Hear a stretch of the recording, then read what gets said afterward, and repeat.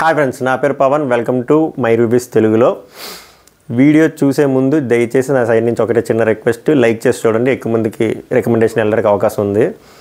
ఇంకోటి, గుండెల మీద చేసుకొని చెప్పండి, ఈరోజు పెట్టిన టాస్కులు మీకు నిజంగా ఎలా అనిపించిందో చెప్పండి. నాకైతే బిగ్ బాస్ ఎవడైతే ఈ గేములకి ఒకడు ఉంటాడు, మేనేజర్ ఉంటాడు ఒకడు, ఈ గేమ్ ప్లాన్లు అన్నీ చేసేటోడు, ఆడు ఆర్గనైజర్గా రిలీజ్ చేస్తాడు. ఈ వీక్ ఈ గేమ్, ఈ వీక్ ఈ గేమ్ అని.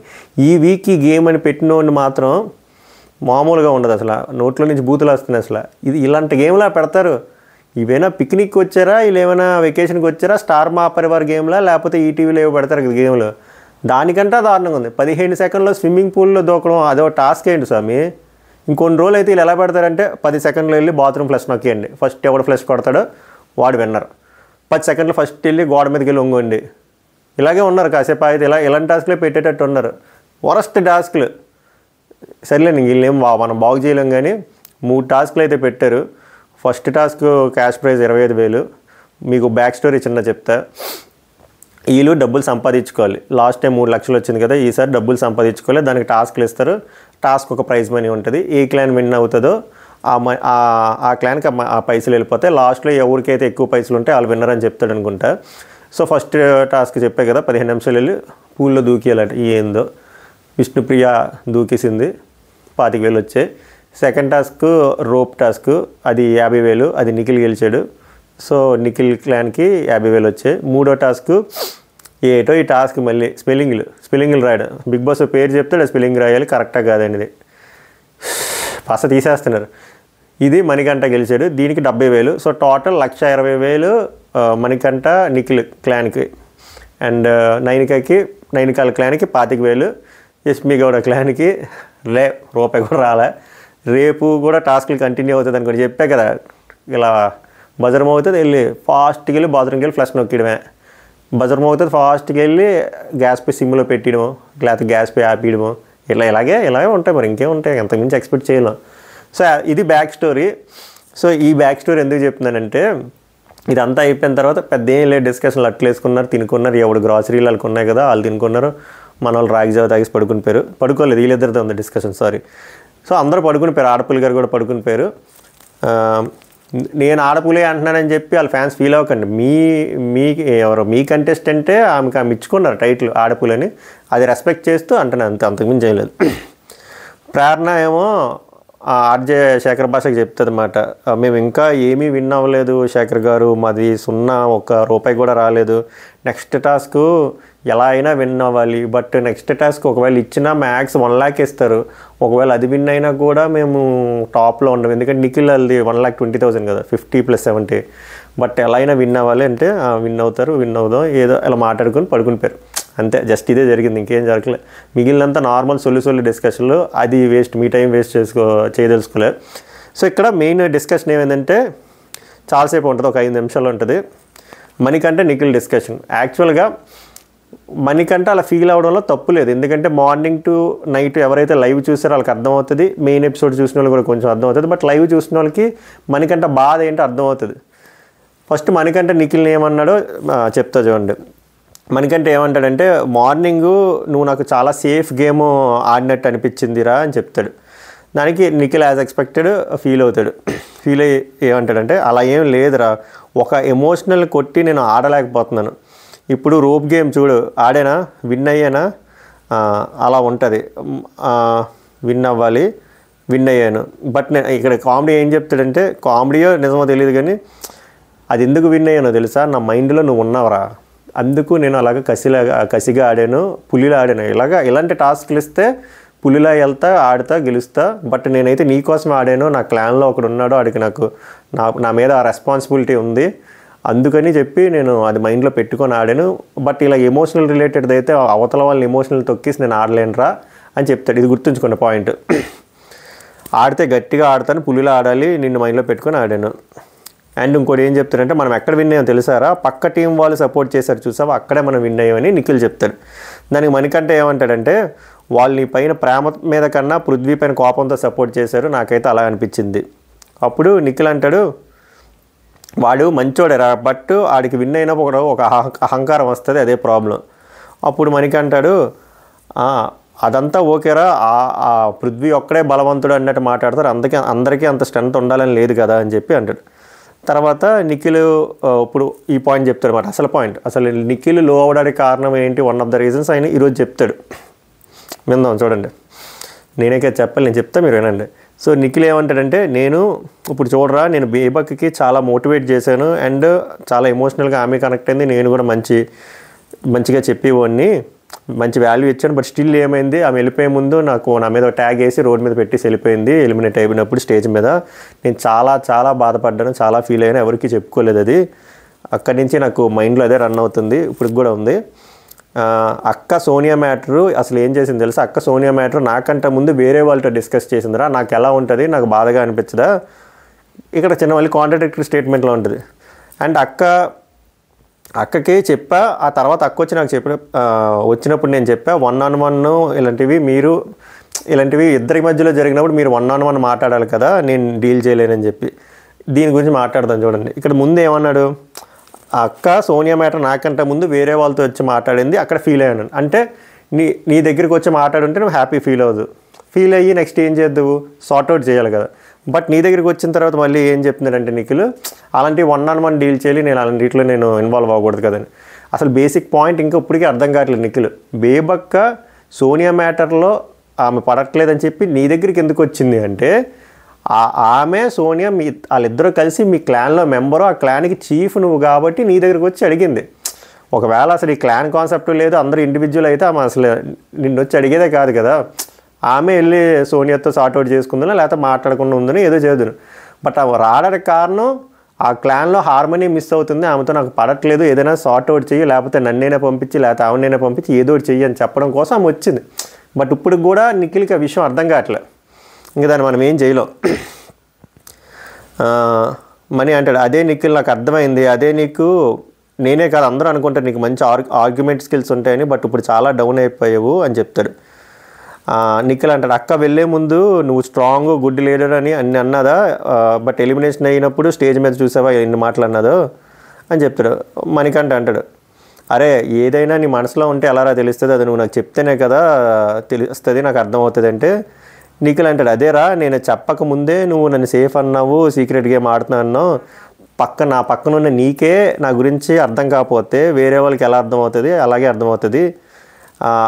యాక్చువల్గా ఆ సీతా గేమ్లో అంటే మణికంఠ నేను ఆడాడు కదా గేము, సీతా మణికంఠ గేమ్లో ఆ సీతా గేమ్లో నేను వెళ్తే నేను కన్ఫామ్గా నేను సాక్రిఫైస్ చేసేస్తాను, ఎందుకంటే నా మైండ్లో ఒకటే రన్ అవుతుంది, ఆ ముగ్గురు గర్ల్స్కి, ఆ ముగ్గురు ఆడవాళ్ళకి ఫుడ్ ఎలా ఉంటుంది, ఆ 5గురికి ఫుడ్ ఎలా ఉంటుంది, ఆదిత్య ఓం గారు కొంచెం పెద్ద పర్సన్, ఆయనకి ఫుడ్ ఎలా ఉంటుంది, ఇదే ఆలోచనలు నాకు రన్ అయ్యాయి.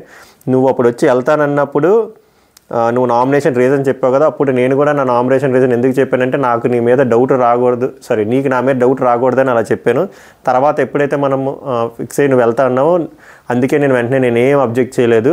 బట్ నీకు ఒకటి తెలుసా, నువ్వు వెళ్ళిన తర్వాత నుంచి నాకు అసలు బుర్ర పని చేయట్లేదు, బ్లాంక్ అయిపోయింది, టెన్షన్, కళ్ళంతా ఎర్రగా అయిపోయి, సోనియాలు కూడా అడుగు చెప్తారు, వాళ్ళని అయితే ఆ డోర్ వైపు కూడా చూడొద్దు అంటున్నారు, ఎందుకంటే నాకు మైండ్లో చాలా రన్ అవుతున్నాయి, నువ్వు విన్ అయితే ఏమవుతుంది, విన్ అవ్వకపోతే ఏమవుతుంది, విన్ అయితే వాళ్ళ 5గురి పరిస్థితి ఏంటి, ఆ ముగ్గురు ఆడపిల్లల పరిస్థితి ఏంటి, వాళ్ళు ఫుడ్ లేకపోతే ఎలాగా, ఇలా చాలా ఎమోషనల్గా నేను ఇంబ్యాలెన్స్ అయిపోయాను అని చెప్తాడు. చెప్తే ఇవన్నీ మాట్లాడతాం, మళ్ళీ దీనికి ఒక అనాలిసిస్ ఇచ్చి ఫినిష్ చేద్దాం. మణికంఠ, నాకు యాజ్ ఎ ఫ్రెండ్ నువ్వు చాలా ఇష్టం రా, బట్ నువ్వు సేఫ్ ఆడేవనిపించింది, బట్ నువ్వు ఇప్పుడు బేబక్క మ్యాటర్ చెప్పాక నాకు అర్థమైంది అని చెప్తాడు దానికి జస్టిఫికేషన్ మణికంఠ.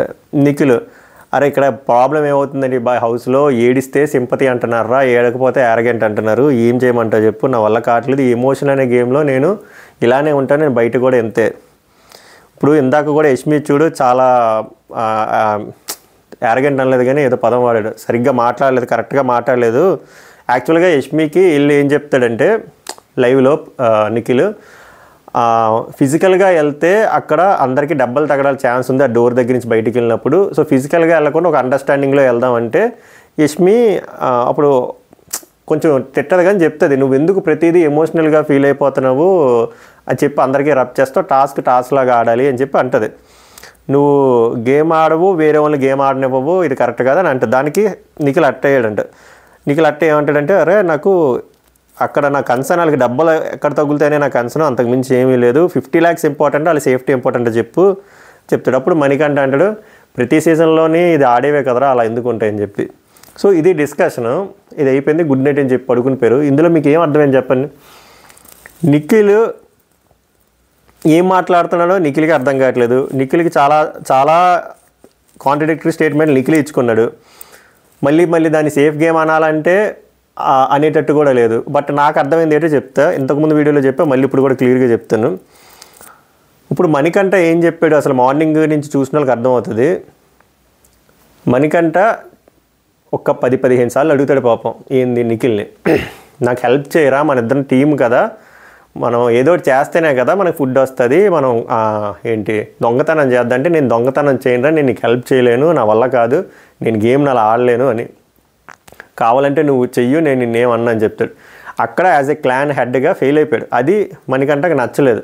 ఎందుకంటే ఎవరికైనా అలాగే అనిపిస్తుంది, ఏంది ప్రతిదీ సేఫ్గా ఆడుతున్నాడు, ఏమైనంటే ఎమోషన్ అంటాడు, దొంగతనం చేయని అంటాడు, సింపతి యాంగిల్ యూజ్ చేస్తున్నాడు అని మణికంఠ లాంటి వాడికి అనిపిస్తున్నప్పుడు తప్పులేదు కదా. బట్ అక్కడ ఏమవుతుందంటే నాకు అర్థమైంది, నా చిన్న బుర్రకు అర్థమైంది నిఖిల్ పాయింట్ ఆఫ్ వ్యూలో. బేసిక్గా నిఖిల్ గట్టిగానే ఆడదామని దిగాడు బిగ్ బాస్ హౌస్లోకి. దిగినప్పుడు నాకు తెలిసి ఒక బ్యాగేజ్ ఉండి ఉంటుంది, ఏంది లాస్ట్ సీజన్ బ్యాగేజ్ ఉండి ఉంటుంది, ఎందుకంటే అమర్దీప్ ఫ్రెండ్ కాబట్టి ఆ బ్యాగేజ్ ఉంటుంది. లాస్ట్ టైం ఏమైంది, ఎటువంటి రీజన్ల వల్ల నెగిటివ్ అయ్యింది అనేది ఒకటి ఉంటుంది మైండ్లో. బట్ ఈయన రావడం స్ట్రాంగ్గా వచ్చాడు, ఫస్ట్ 2 రోజులు స్ట్రాంగ్గానే ఉన్నాడు.